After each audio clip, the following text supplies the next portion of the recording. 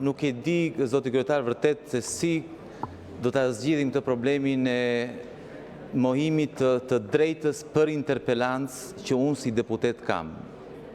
Kam 2 muaj që kam kërkuar interpelancë me ministrin Balluku në fakt, po tani ministri Balluku nuk është më ministre dhe kështu që nuk mund dalë interpelancë.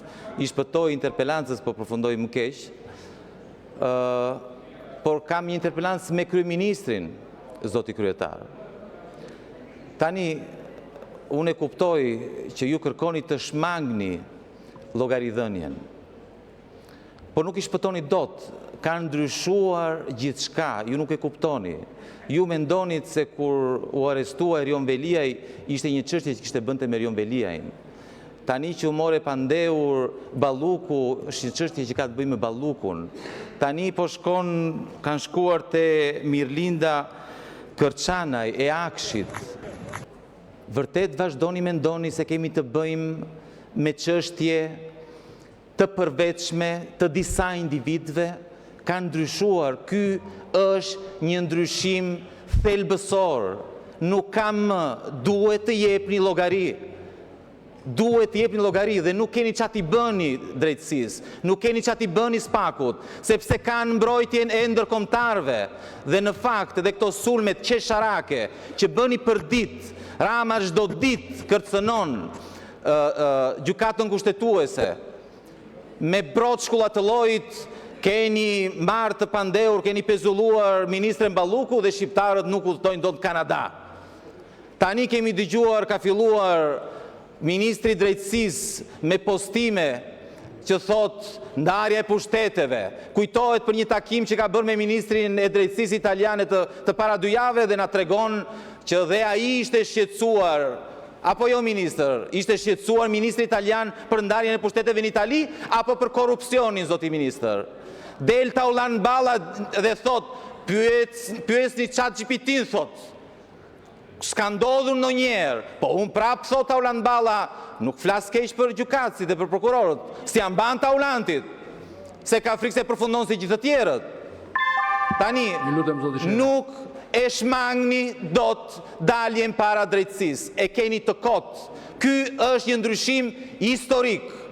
Kështu që ndajni mendjen, dilni çdo ditë siç po ndodh, bashkëpunoni me drejtësinë, sepse ju ka ardhur fundi. Atëherë, zoti Shejaj, jeni të sigurt që kërkesat për interpelancë shqyrtohen me shumë seriozitet. Unë nuk kam refuzuar, të lutem.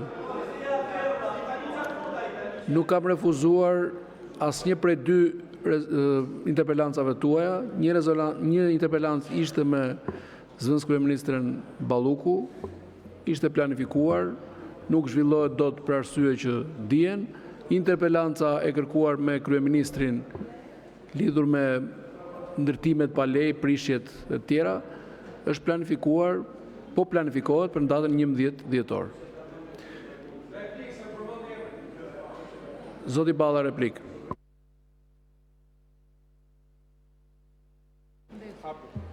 E dëgjoj shpesh këtë deputetin që për të bërë interesant për rrjetin e tij social, bërtet dhe kujton se është interesant edhe kur ja fut kot. Ti, kur të përmendish emrin tim, laj gojën, po bëje gargarën me ujë të kripur Vlore.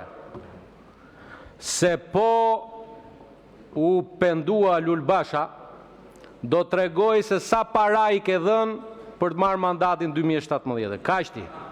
Dakord? Kujdes se mos të bën të penduarin Luli. Faleminderit.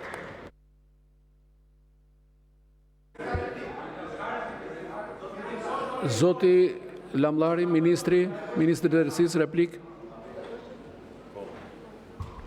Faleminderit, kryetar. Të dashur qytetarë, të nderuar prokurorë dhe gjyqtarë në shërbim të Republikës, viti i ardhshëm shënon një moment rëndësishëm në historinë e shtetit shqiptar.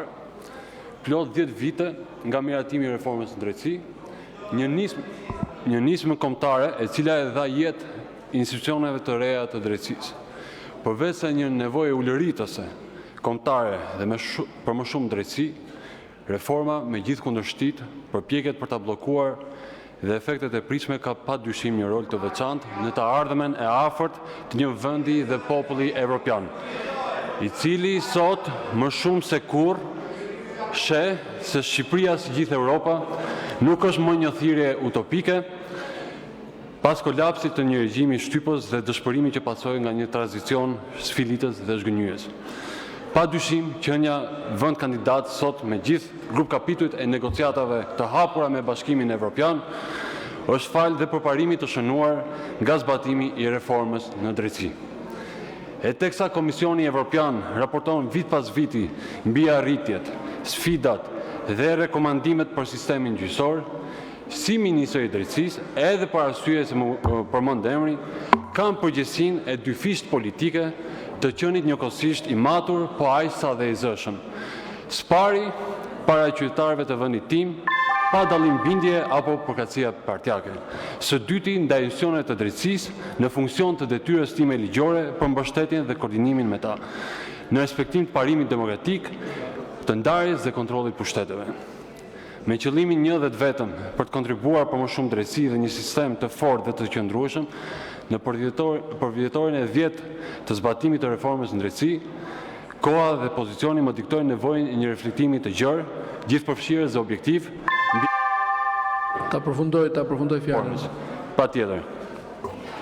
Dhe për ta përmbyllur zoti kryetar, doja thoja të nderuar deputet, ishte Partia Socialiste ajo që ideoi dhe mbështeti vënien e jetë të reformës në drejtësi.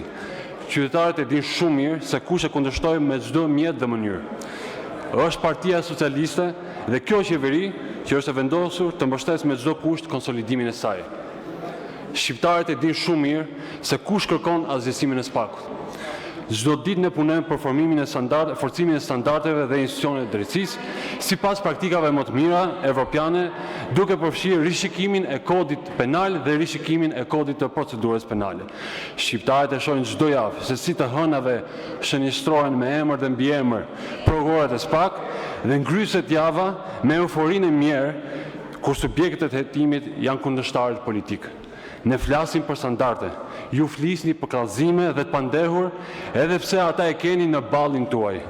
Ju mund të sillni sikur parime themelore kushtetuese nuk ekzistojnë, por ju e dini mjaft mirë për 4 legjislatura tashmë se rotacioni politik vendoset me verdiktin popullor në kutitë e votimit dhe jo me vendime gjykatash. Shumë faleminderit.